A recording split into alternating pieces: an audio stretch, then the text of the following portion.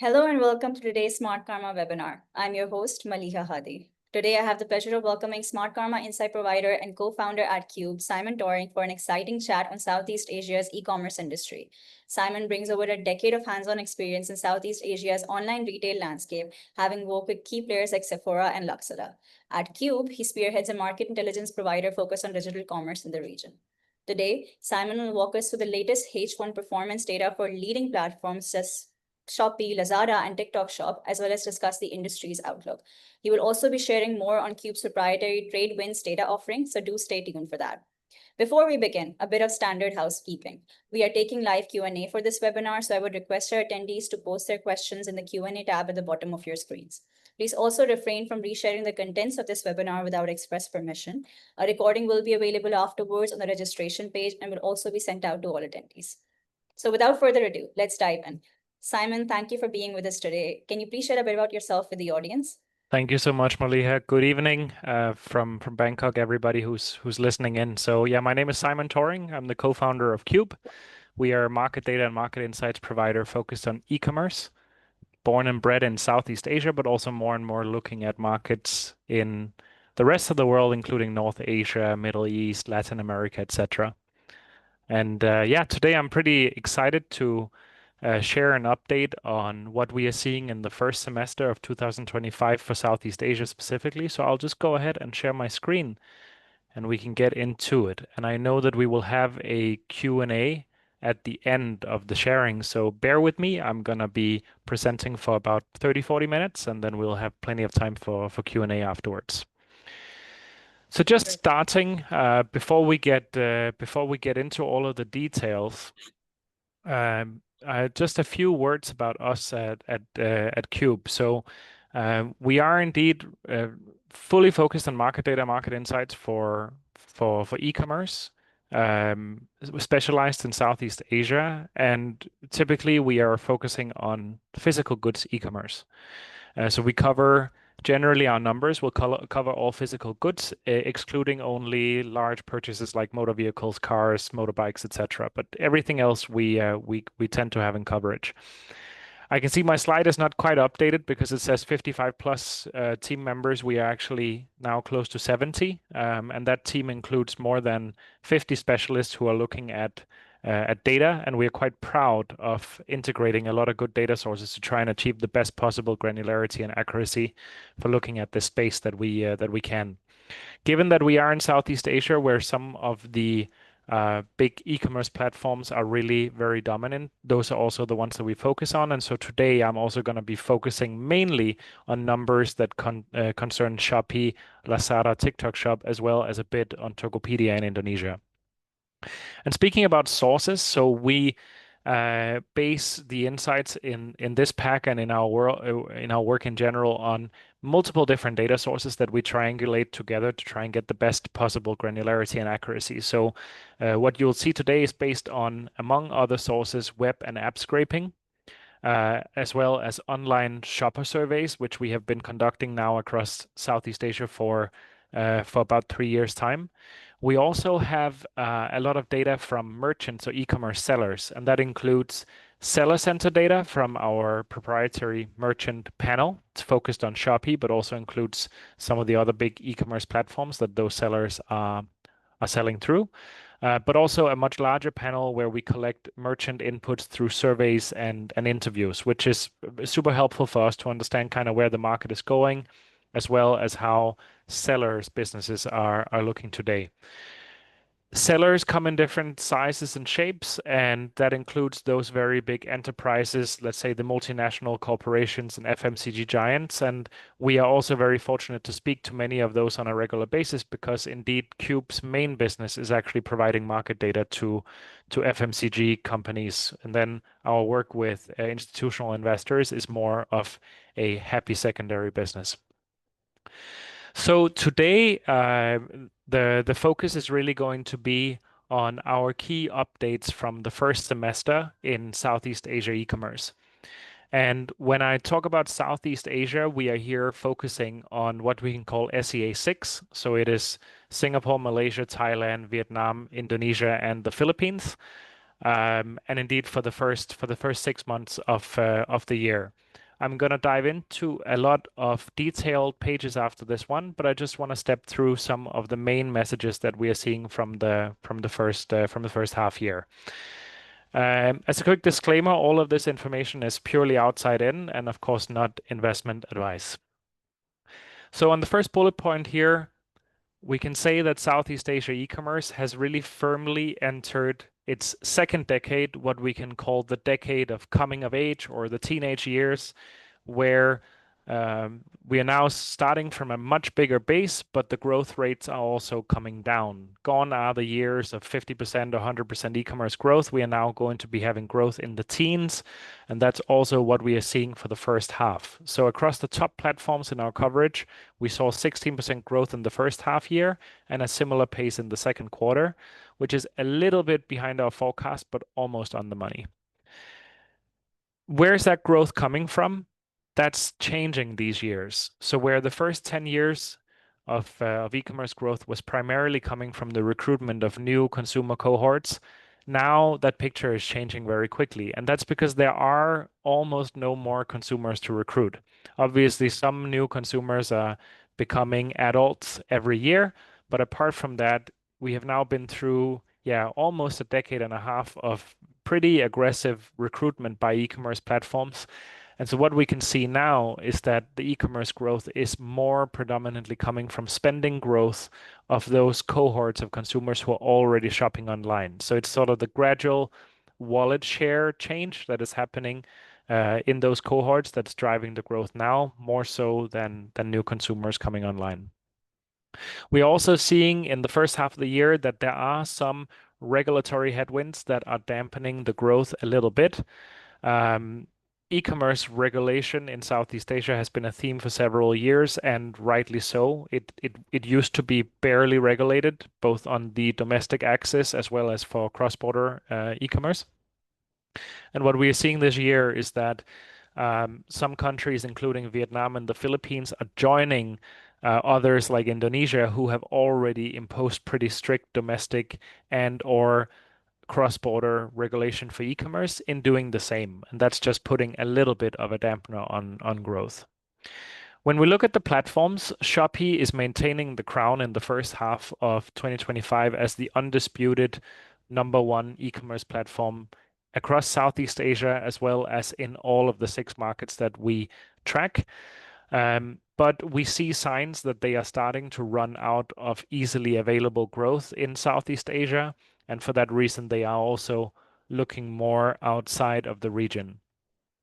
And specifically on Shopee, I would say the sentiment that we are seeing from sellers is changing quite quickly. Shopee was a platform that most sellers were very happy about for a very long time. Selling costs were low, growth was high.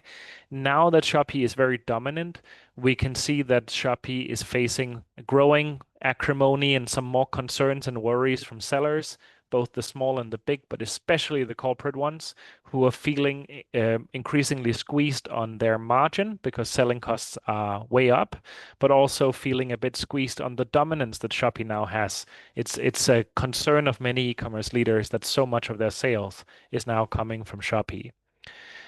Lazada, which was really the first modern multi-category e-commerce platform in Southeast Asia, is continuing to face challenges. It's been a couple of difficult years for them.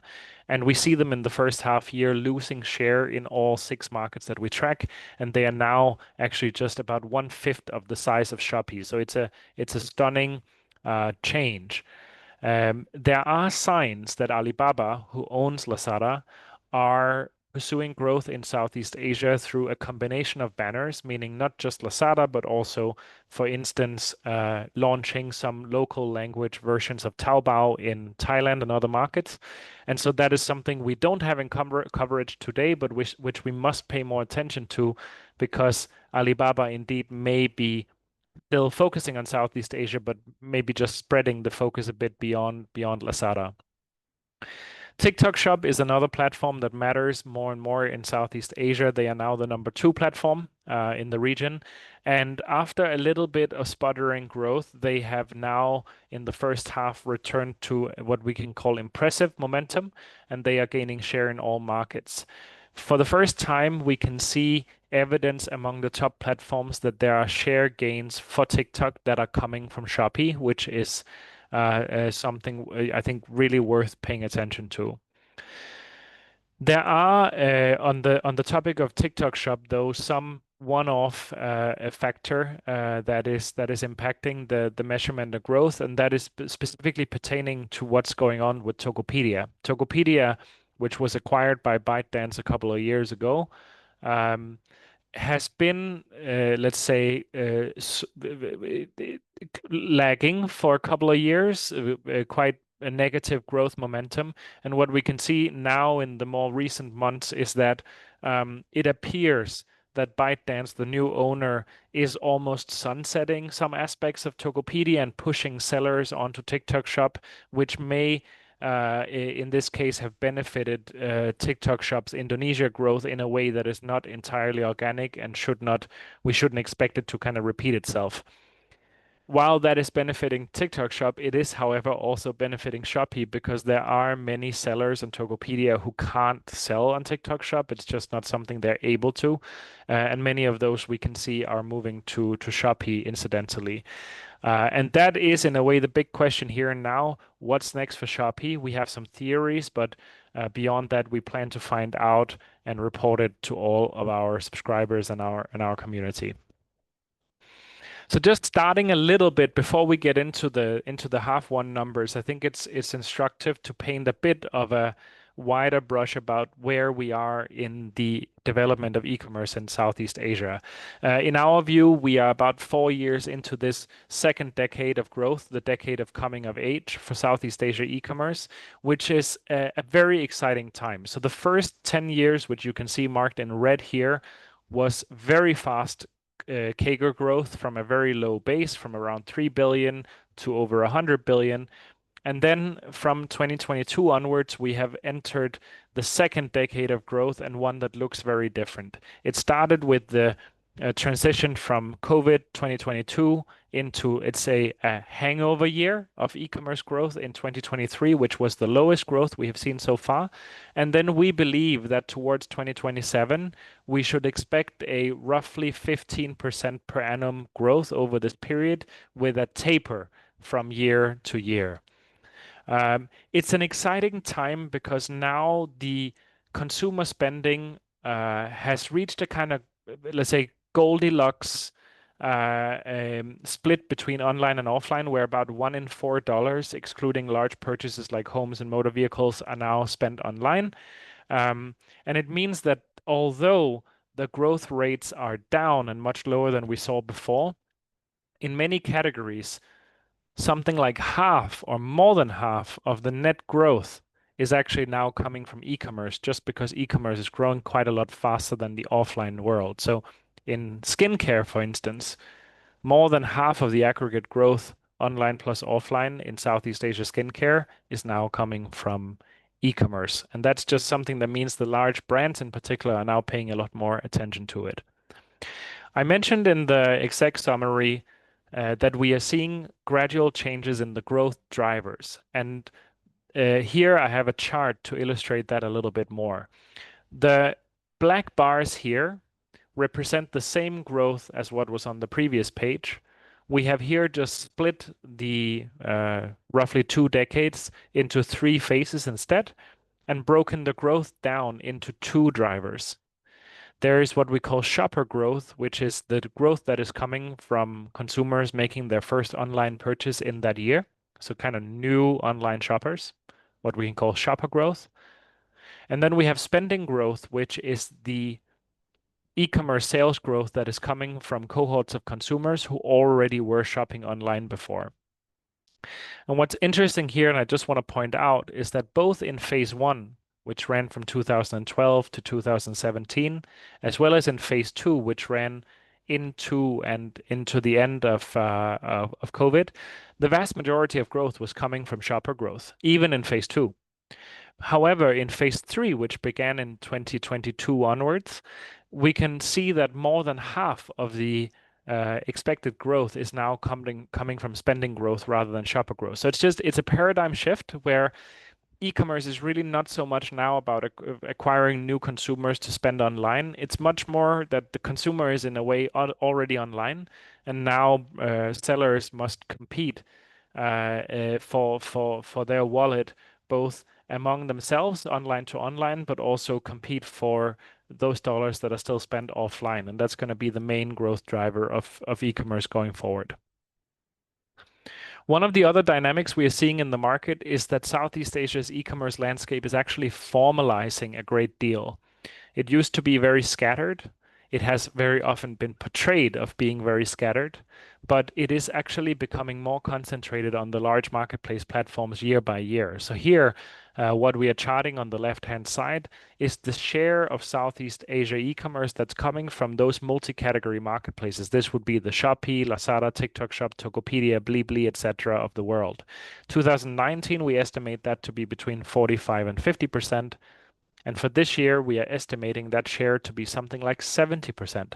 So, despite the narrative often shared that there are factors like social commerce and community e-commerce and all kinds of fragmentation going on, that's actually not what we see in the numbers. On the other hand, we see that the big e-commerce marketplaces are becoming more dominant, and the biggest ones in particular are becoming much more powerful. This is in a way a market that is starting to look more like China than it is looking like the Western world, where there's a lot more e-retail and specialty shops and things like that.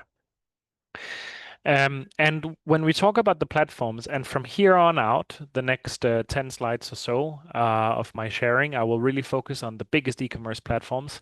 And that's because inside of this roughly 70% share, the biggest platforms are now taking more and more share. We are seeing news regularly that the sort of also ran e-commerce platforms are shutting down because they just cannot compete anymore. And the biggest ones, sorry, are getting bigger than ever before. So when we look at the top 4 platforms, and here I'm comparing the first half year of 2024 with the first semester of 2025, we are seeing growth across the 4 top platforms of around 16%. But the journey of each of these platforms is all very different. So we have a Shopee that is growing around 12%. That is like comfortably the biggest platform by what we call net merchandise value, which is GMV excluding canceled and returned orders, so that we can compare the platforms evenly. They are growing pretty well. Lazada, after 2 difficult years, is continuing to slide, and we are seeing a pretty meaningful reduction in their sales. They are now much smaller than Shopee. On the other hand, we are seeing the more relatively newer entrant of TikTok Shop is growing very well, about 55% year over year for the first semester, and is now comfortably the second biggest platform in Southeast Asia. And then we're finally seeing Tokopedia on the far right. Continuing to decrease, and indeed in the first half of 2025 is the first time we can see almost some moves by Tokopedia that look a bit like they are not expecting to be around for a while. We don't have any official indication of that, but it is behaving more like a platform that's trying to almost sunset itself and push users and sellers over to TikTok Shop rather than to sustain it itself. Now, a couple different lenses on this growth. So we have 16% growth for the region. We are also tracking that by market. And here, I would just point out, we do see some variance between the countries. I would say not that much. And on Indonesia particularly, the reason why we are giving a ranged estimate is because there is a lot of complexity around our data capture for TikTok Shop versus Tokopedia. We are trying very hard to figure out how much of it may be overlapping, because a lot of product listings on those 2 platforms are actually being merged at the moment. So we're giving a bit of a ranged estimate there, but we are expecting for that to stabilize in the coming reporting cycles. One perspective on these numbers that I think is quite interesting to look at is the movements in platform market share. There's a lot going on this chart, but just to break it down, what we are showing here is between the first semester of 24 versus 25, between the top 3 or 4 platforms, 4 in Indonesia, 3 in the other markets. How are we seeing the relative share gains and losses between these players? Shopee is in orange, Lazada is in dark blue, TikTok Shop is in black, and Tokopedia finally for Indonesia is in green. The share gains and losses on relative basis we have put in these green, red, and gray bubbles on the side, and it is charted for each of the countries. And just to go through some of the main takeaways here is that one, Shopee is certainly still comfortably the largest, but is now no longer growing share on this relative basis in all of the markets where they operate. We are, however, seeing that TikTok Shop is growing share decisively in all of the markets where they are. And inversely, we are also seeing that Lazada is dropping in share in all of the markets where they are present, meaning all 6 of the markets. There are now some countries like Malaysia and Vietnam where it is increasingly a two-horse game where Shopee and TikTok Shop are now just so powerful that they are more or less splitting the market between them. The most egregious example is Vietnam, where on relative basis we are estimating that Shopee holds just shy of 60% relative share, TikTok Shop is now 34%, and Lazada is reduced to just 7. So that is it's a very new picture.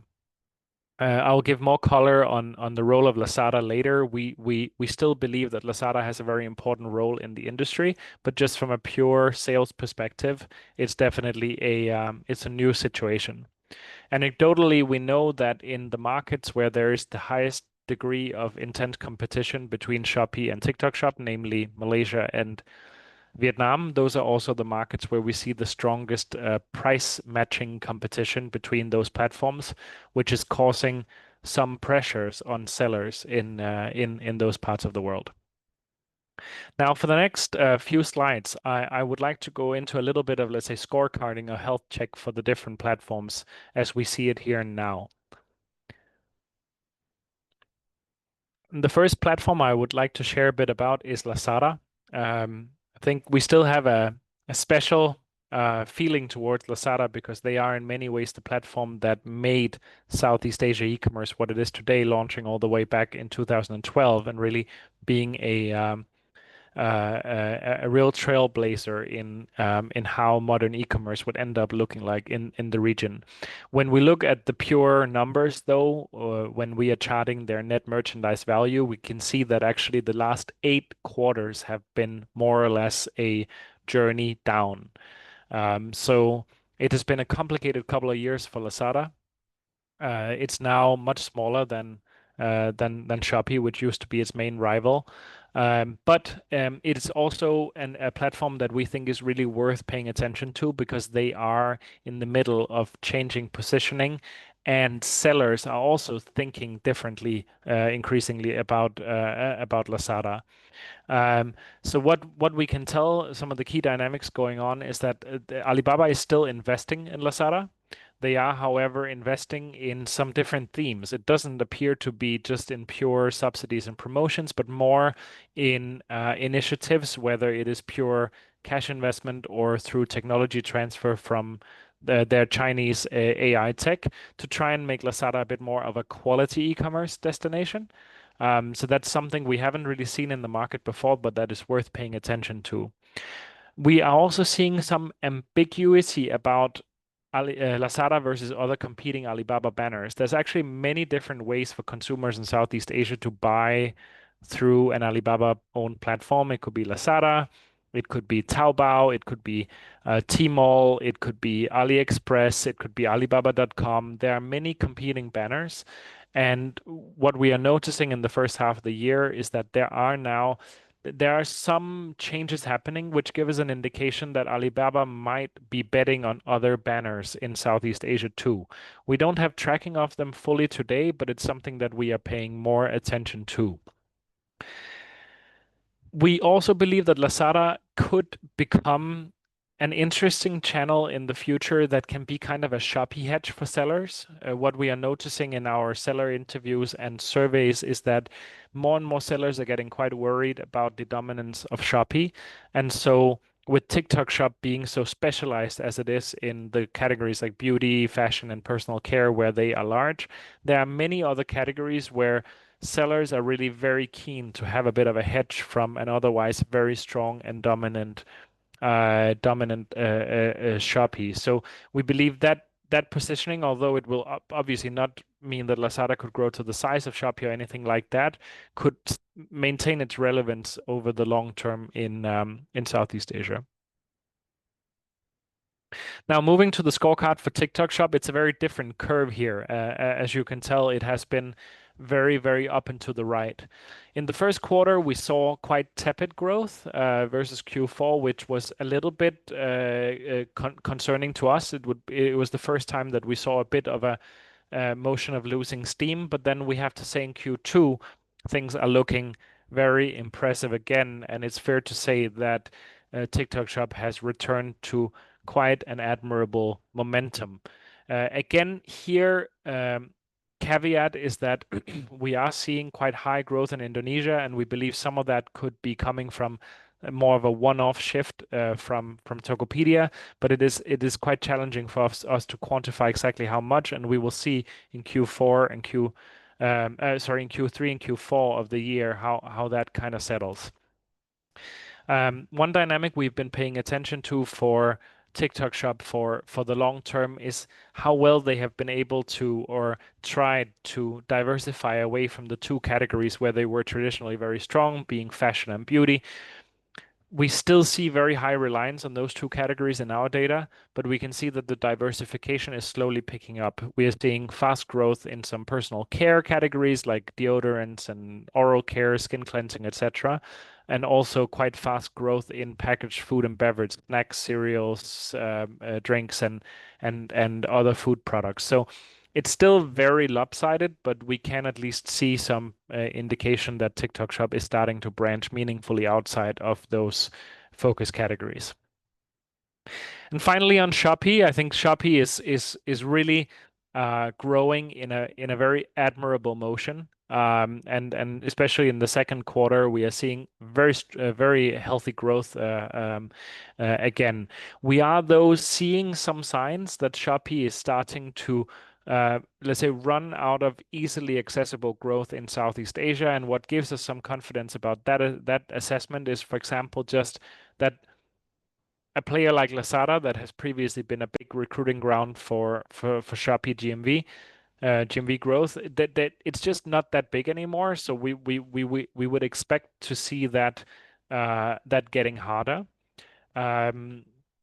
What we are paying attention to is Shopee's quite aggressive moves in rolling out Shopee Pay Later and other credit products, and we have a thesis that those credit offerings, especially if they are at no cost to the consumer, could help lift some offline revenue to e-commerce, and that could be a new driver of growth for Shopee in the future. But it's something that we need to pay very close attention to in the coming quarters. One flag on Shopee in Southeast Asia is that the seller perception is rapidly shifting.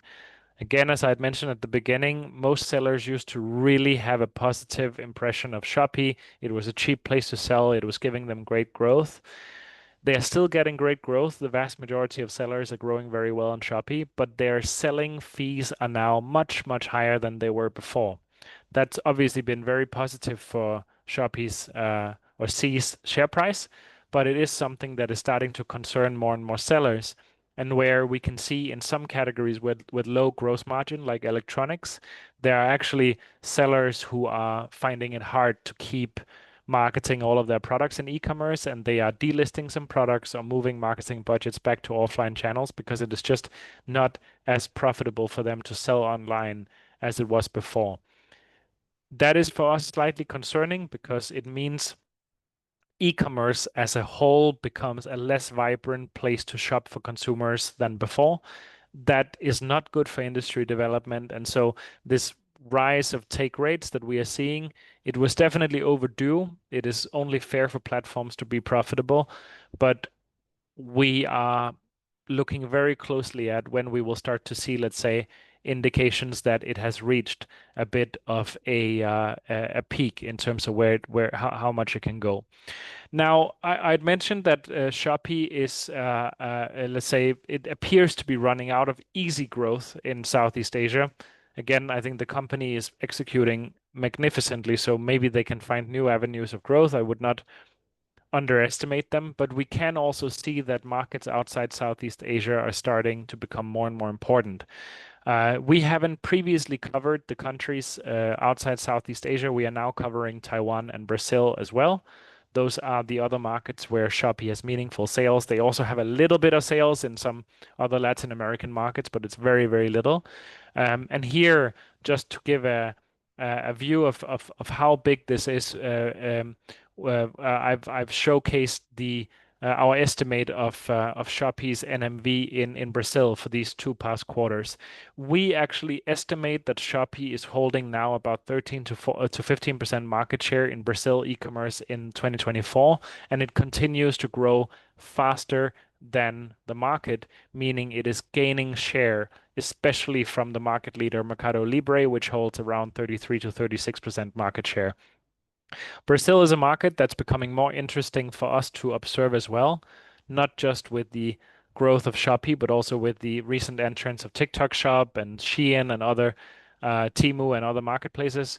So this is a market that we are going to be paying more attention to in the quarters to come as well. I will end this part of the sharing, only two more slides to go, with a little bit on the topics and stories that we are looking at the moment, in a sense, topics and stories to watch in the fourth quarter and beyond. So I'll just share a bit about each of these. The first factor or the first topic that we are looking at and are very interested in is the competitive posture of Shopee and TikTok Shop in the markets like Vietnam and Malaysia, where it's increasingly a two-horse game. In a sense, it would be logical to assume that competitive pressure would decrease in markets where there are fewer competitors, but in the first few markets where this is happening, especially in Vietnam, we are seeing something slightly counterintuitive, where actually the competitive posture of Shopee and TikTok Shop is increasing. And particularly here, what we are seeing is a lot of competitive price matching that is both impacting the platforms, but also in many cases, it is the sellers, the brands and resellers themselves that have to sponsor this price matching. And that's something that is causing quite a lot of concern for sellers, because it is driving down their profitability against a backdrop where we are already seeing take rates increasing. The second is we are looking with great interest at the performance of Sea's digital financial services, what they call Money division. Both for how it is performing on its own, but also very much its impact on Shopee. Since June this year, we have seen more and more promotion of Shopee's zero interest buy now, pay later or consumer credit offering. And we are very interested in observing what that does to growth in different cohorts and in different countries. Because I think so much of Shopee's growth, even with Brazil, is still coming from Southeast Asia. Something like 80% is still coming from Southeast Asia. And so, let's say, forward market thesis should depend very much on whether you believe Shopee can still continue to grow, let's say 20% in Southeast Asia, or whether they can only grow 10% or 15% or something like that. It has a large bearing for the GMV revenue and profit build of this company in the next several quarters. A third factor that we are paying attention to is what we can call affiliate marketing 2.0. Affiliate marketing, so commission-based marketing, has always been around for e-commerce. It is in a way as old as the internet. What we are seeing now, though, is that TikTok Shop heralded a new era of affiliate marketing by integrating content and commerce very, very tightly in the same app and appealing to a new type of affiliates. No longer, let's say, the forum owners and blog owners. Now it is really the KOLs, the influencers. So because the content and commerce is all locked in the same app, the attribution of affiliate marketing on an app like TikTok Shop is very, very high. And that means both the sellers as well as the affiliates, in this case, the influencers and content creators, are actually very keen to get commission economics more than they have been before because there is no leakage, whether high or low, on the attribution of what sales were actually generated by different campaigns. So that sparked a huge growth of affiliate marketing, and we can now see that that is spreading to other e-commerce. Shopee and Lazada have both been investing a lot in their affiliate programs recently, and now we can see some interesting partnerships. So, for example, there is a strategic partnership between YouTube or Google and Shopee to monetize YouTube's videos with Shopee product links. It is not as seamless as the integration of affiliate on TikTok Shop, but it's getting pretty close. And we believe that is a very interesting and important dynamic to watch. Number 4 here is the rapid growth in social search through TikTok among younger consumers. Among most Gen Zs and millennials, Google is by far the most popular default search engine. What we can see, particularly in our survey data now, is that younger Gen Z and Gen Alpha are increasingly naming TikTok as their default or primary search engine. They like that the search results are more user-generated content. It is a combination of shoppable products, live streams, short-form videos, and it has a large bearing on, let's say, the economics of e-commerce and the internet when we are seeing TikTok not just act as an advertising pass-through like Google and Meta, but actually acting as an e-commerce player in its own right. This is a dynamic that is hard for a player like Shopee to replicate. And then number 5 is the rise of this whole generative search engine optimization, what we can call GEO instead of the good old school SEO, and generally e-commerce that's happening through chat interfaces. So a big part of the strategic agenda of e-commerce these years in Southeast Asia is the story of the rising take rates, where platforms are increasing the mandatory and optional fees that sellers have to or can pay to sell online.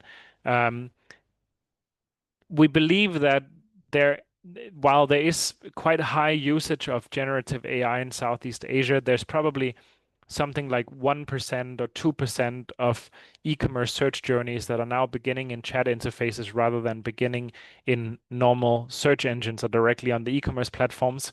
And that's just something to pay attention to, because if that suddenly goes to 5%, 10%, or 20%, it has a large bearing for the economics of e-commerce platforms. We don't yet know whether the generative AI companies are seeking to implement affiliate ads of their own or what their posture will be, but that is something that will have a bearing on the economics and the future prospects of the industry. So just before we hop to Q&A in a few minutes time, I just want to spend a couple of minutes on this data offering called Tradewinds that all of the slides from today comes from.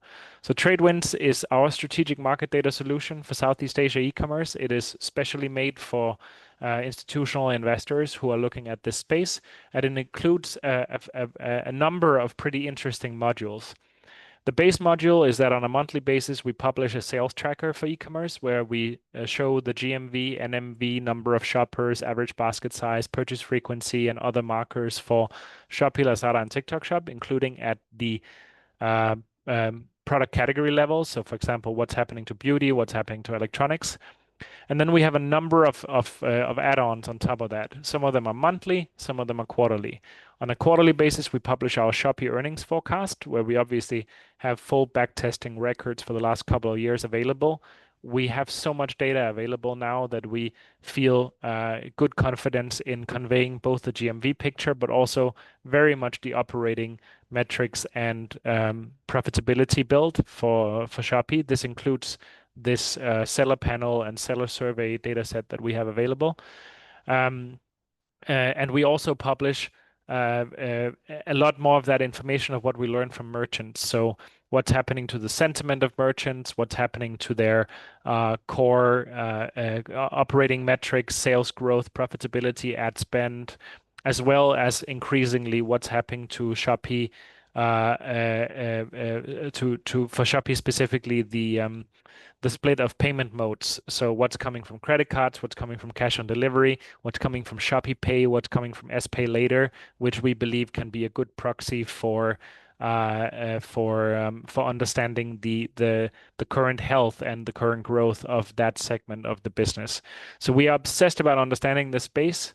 We have had the pleasure of working with some of the world's biggest and best investors for the last couple of years, and always keen to partner with more. So I've put my email address here at the bottom. We do collaborate with Smartkarma, so there's a great partnership in place there, and we do offer samples, backtesting data, trials, and much other. So please do reach out either to us or to your Smartkarma rep, and we would be very happy to have a conversation.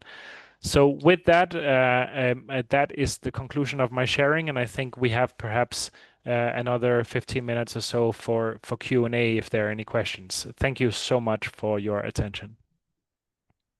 Thank you, Simon. That was a very insightful presentation. And as you mentioned at the top, you can now send in your questions for Simon using the Q&A button on your Zoom app at the bottom. So Simon, actually, I have a few questions for you from the team as well. And I think just one very natural question that we would want to segue into is just to understand how you see this the e-commerce forecast for the coming half year maybe being impacted by the ongoing geopolitical climate, for example, with the current tariff regime and the relationship with China and ASEAN. Yeah, it's a very good question. To be honest, we have been tracking the market very closely now for about 3 years. And what we have seen so far is that the growth of e-commerce seems to have much more to do with the promotional and commercial pressures of the platforms than it is impacted by more or less anything else going on in those economies. That, of course, only works when we are tracking on local currency basis. When we have currency impact, it all goes haywire. We obviously track both. But no, generally, what we have seen is that the e-commerce market is fairly resilient to those geo pressures, but there are a couple of caveats. We have seen some weakness in Indonesia that we believe is corresponding to the broader economic uncertainty there. Mm-hmm. And we are also seeing some change in the composition of the seller landscape, where Chinese sellers, we believe, that are finding it difficult to sell in other parts of the world are going more aggressively at the Southeast Asia markets. So we're seeing a slight increase of the Chinese seller mix in Southeast Asia. A caveat there is that in 5 of the 6 countries, it is pretty straightforward to do cross-border e-commerce from China directly into Southeast Asia, meaning selling directly to consumers. But that is not the case in Indonesia. In Indonesia, it is basically impossible to do direct to consumer cross-border e-commerce. And so what we are finding in Indonesia is much more of a motion of local or Chinese entrepreneurs who are setting up a company in Indonesia and doing B2B imports and then selling to consumers. So it's still happening, but the very frictionless cross-border imports we are not seeing in Indonesia just due to those trade barriers. Gotcha. That's an interesting observation. And just talking about sellers a little bit more, you spoke about how with Shopee, for example, what we're seeing is that there's just some friction when it comes to the sellers and what they're facing with Shopee's current fees, right? And I wanted to understand, is there any have we seen any seller incentivization maybe being conducted at this point in time by some of Shopee's bigger competitors in the same area? Mm. Yeah, so it's a good question. Um, in the first quarter of 2024, Shopee suddenly started increasing its take rates very fast. Previously, it had been 1 to 2 points per year, and then suddenly it was about 3 to 4 points out of the blue. And in most categories, it has since then, including those first increases, has been 6 to 12% of cost increase. What's interesting is that Shopee has reinvested the vast majority of that, either into subsidies or promotions, or into its value-added services, including its logistics network. So there's a bit of a what has happened is that I think Shopee realized correctly at that moment that they were just getting dominant and that sellers would not defect even amid higher selling fees just because of how dominant they were. And instead of sellers individually competing on price and promotions and subsidies, in a sense, Shopee said, no, no, we'll take that money from you and then we will spend it in a way that grows the GMV of this whole marketplace. We can do it better than you individually can do. And so far, it's working. So, what's very interesting is that even as TikTok Shop and Lazada have also been doing quite a lot of promotions and subsidies, it's just very hard for them to beat Shopee's breadth of assortment and especially now its free shipping value proposition. TikTok Shop is still growing faster, but from a lower base. Yeah. But I think what we will find is that in a kind of end state of sorts, depending on the moves that TikTok makes in response, of course, there's certainly a sense that Shopee is building or trying to build a more differentiated customer experience, especially with its logistics network, that will be hard or challenging for anybody else to climb up and match. So honestly, they are looking pretty good here and now. Okay, got it. Mm. And I see we have a couple of questions here, so Yeah. let's just get to these as well. So one of these is from an anonymous attendee at the moment. They're asking any views on Redmart, which is owned by Lazada in Singapore. They announced that they reached break even and are starting to turn a profit. So how do you see Shopee following suit and developing their own supermarket offerings? Yeah, they have been experimenting with it. Shopee Supermarket, or it has had a few different names in different countries. It's definitely not a big focus of theirs at the moment. I think we said a bit tongue in cheek last year that 2024 was the year where Lazada shrunk to profitability and Lazada grew to profitability. Lazada also announced back then that they were profitable for the first month. And hence, I think the Redmart unit is a very specific business to Singapore that has some special sort of historical ties there. Lazada has also not been able to replicate that very well in any of their other markets. So I think the e-grocery game continues to be a bit of this very conceptually interesting new e-commerce battlefield because grocery market is just so big. Like that is such a big part of consumer spending. But so far, we are basically seeing only two parts of the market that are growing pretty well, and that is one is those heavy staple items, bottled water, toilet paper, etc. And then the other being quick commerce, where in Southeast Asia, the economics are more or less unsubsidized, meaning that it is we're not in the same world as in India, where it's just a very competitive battleground. Most of the quick commerce in Southeast Asia is of maybe not completely organic unit economics, but at least close. And so We're seeing, for example, in quick commerce, it tends to be the more affluent consumers who are using it. And especially in the luxury grocery segment, there's actually very, very fast growth in quick commerce in the urban centers, Singapore, places like Bangkok, KL, etc. Gotcha. And I think that also answers a question from one of our fellow Smart Karma analysts who was curious as to how quick commerce trends are proceeding. Mm. We have another question here from the audience, which is how do you see the online bricks and clicks business growing in Southeast Asia? Example, Alpha Gift or Yeah. Lotus. Yeah. Um, it is something that we have been paying more close attention to in the last year or so. And I would say broadly, we are seeing very impressive numbers out of Indonesia. And now more attempts by players in other markets to make it click. I think the consumer behavior is more or less the same. Like the target consumer behavior is the same. And I think that the unit economics of having delivery couriers who are attached to the different stores is also sound and will remain sound in Southeast Asia for some time.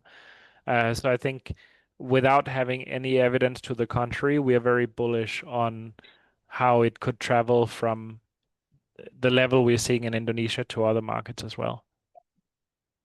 Noted, got it. And I just want to circle back to what you shared about how this growth is progressing, right? You said it's more wallet spend as opposed to maybe just an increase in the market size, just in terms of a demographic change, right? Mhm. And I want to zero in more there and understand, do you think there are specific Southeast Asian markets where there still might be some more consumer growth that is not Yeah. wallet Yeah. not just wallet generated?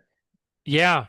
The one market that comes to mind is the Philippines, Uh-huh. because the Philippines is the only market in Southeast Asia where there's any meaningful population growth. So there we are seeing millions of new consumers who are coming online every year just by reaching adulthood. Um, the inverse is the case in Indonesia, not because of the population growth, but because Indonesia was basically overexposed in e-commerce acquisition campaigns by different e-commerce platforms, especially in the years of like 2017 to 2021 or so. There were too many e-commerce platforms that were trying to like build up e-commerce in Indonesia, and in a way, all of their first order discounts kind of pushed more consumers online than what should have been the case. And when the hangover years of 2023, 24 came, we also then saw that Indonesia had a very, very low growth compared to the other markets because that factor was kind of missing. And that's mellowing now. We are seeing better performance on a relative basis in Indonesia now than we did last year.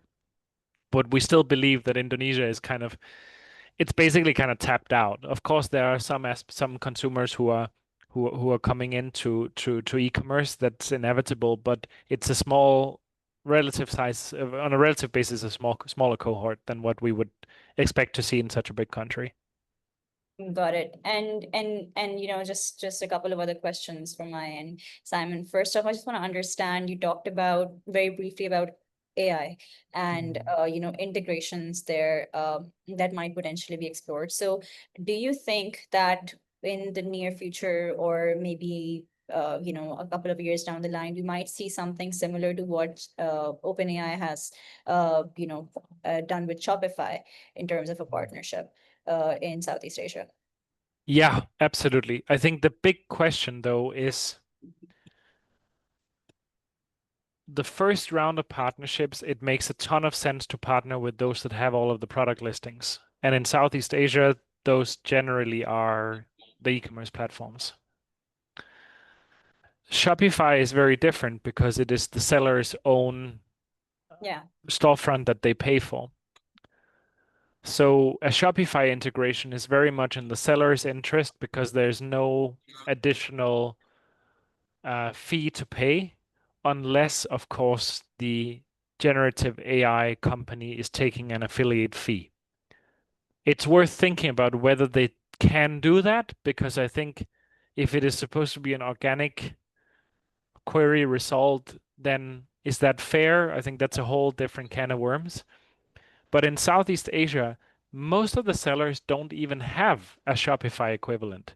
Mhm. They don't have somewhere where their product listings are living with an integration to a warehouse management system and with a price exposed. And I think it's very interesting because I imagine that OpenAI and others will immediately partner with the Shopees and Lazadas of the world. But if I were a seller, I would then quite quickly try to see if I can get my own independent catalog against the same warehouse, but one where I don't have to pay the e-commerce platform for a fee. So I think that will be very interesting to observe. Obviously, the way that an e-commerce platform could front run that would be to charge a lower commission on purchases that are originating from that channel. But let's see. I think it remains quite unsolved, but it will be a very, very interesting dynamic to observe in the next, let's say, 1 to 2 years. Certainly. And just to gap our discussion here, I just wanted to talk a little bit more about Tradewinds. And if you could just maybe share a bit for the benefit of our audience, just in terms of forecast accuracy. In the past, how have your forecasts just for just e-commerce GMV numbers and maybe just Shopee's earnings forecast, for example, compared with disclosures after? Yeah. So we are in the fortunate and unfortunate situation that for the platform level estimates, essentially there is never an ability for us to test because those figures are not ever published by the platforms. But we can do so on our forecast of Shopee's GMV and Shopee's earnings because those are quarterly, and in the end, the company publishes as well. So on GMV, I think we have 6 or 8 quarters of back testing available now. We have generally been very good. So we have generally been within 1 or 2% variance from the actuals. I would caveat that in the most recent quarter of Q2, we were more off, as were all other data providers that I know of. And I think we did a very, very thorough investigation of that otherwise and have found some quite interesting reasons for how, let's say, not the full gap was explained by any lacks in our methodology, but also in some reporting changes by the company that they have not really talked about. So I think we are fortunate to work with very informed investors who know that this space is very fast moving, and our style is just to communicate quite openly, almost as a research lab, and also to continue to develop new methods. For example, the seller panel that we have built now, I think, is the only one in the market and gives some real differentiated insight. So backtesting record has generally been good. I think we can be proud of it. We disclose it to everybody who wants to see it. But Q2 was a interesting and tricky one. Gotcha. Thank you. Thank you, Simon. I think that's very well detailed. And I think that's actually it for our time today as well. So thank you again, Simon, for that very insightful presentation. Thank you everyone for attending. If you wish to keep track of Cube's work, we recommend following their profile on Smartkarma so you don't miss their insights. And if you want to know more about their e-commerce data set, their Tradewinds offering, you can also get in touch with your Smartkarma account manager. Lastly, if you have any other questions or comments for us or Simon, please email us at research@smartkarma.com. So with that, I'd like to wrap up today's webinar. Thank you and have a great week ahead. Thank you, Malia. Thanks all for listening in. Have a nice evening. Bye-bye. Thank you.